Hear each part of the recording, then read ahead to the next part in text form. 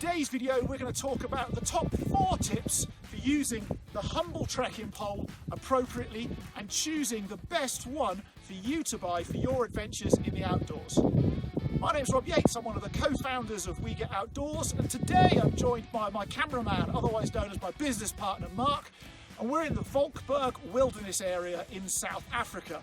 Hundreds of kilometres from the nearest civilization, no cell phone reception, and what a beautiful place to spend a week. Let's jump into the first tip. Tip number 1 in using a trekking pole is to have your trekking pole at the most appropriate height for you. Now, there is no one set measurement like X amount of inches or centimetres.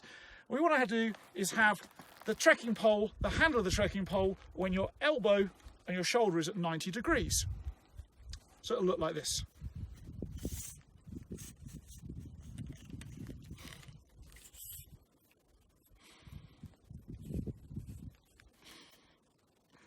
So at that height, roughly 90 degrees with the arm. Best height for your trekking pole. You might choose to make it slightly longer going downhill, slightly shorter going uphill, but that's down to individual taste and preference.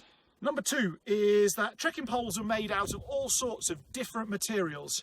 Carbon Kevlar, aluminium or aluminum if we're in North America, and fiberglass are the most common for trekking poles, although I have had people who've had non-collapsible poles, walking sticks they use made of wood. You need to think very carefully about what material it is you choose, and in particular thinking about aluminum or aluminium if you are in icy cold climates and hands have a habit, or skin has a habit, of sticking to metal. You want a material that's got a degree of flex and a degree of strength, and if it bends slightly, isn't going to shatter. Tip number 3 is I firmly believe everything in the outdoors should have multiple uses. And so if you hunt around, you can get some really cool trekking poles like this one, where when you unscrew the top, you can stab this in the ground and screw your camera on top. So what else can you use your trekking pole for when you buy it? It's a big top tip when you're going to go and buy it. Everything in my backpack here does more than one thing, so your pole should be capable of doing the same. Tip number 4 is around using your strap properly. Now, a lot of people put their hand through here and then they just grab hold of the pole. And they just believe this is here for safety, security, and if you lose your pole somewhere. But actually you can use your strap much better so you don't go and have your hands gripping the entire time.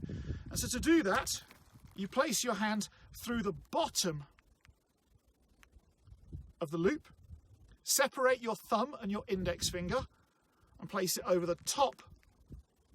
And then you've created a cradle around your wrist.